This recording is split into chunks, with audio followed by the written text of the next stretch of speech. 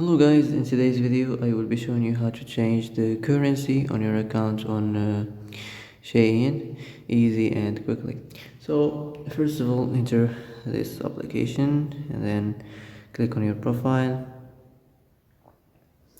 Now go to this settings icon, and here you will find location, language and currency.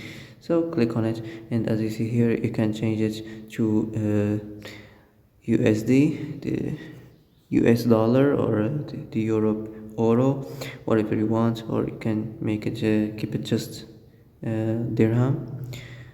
So that's it. That's how to change the currency easy and quickly. And that's it for today's video. I hope this is the answer you've been looking for. If you like this video, don't forget to like and subscribe, and see you in the next video. Thanks for watching.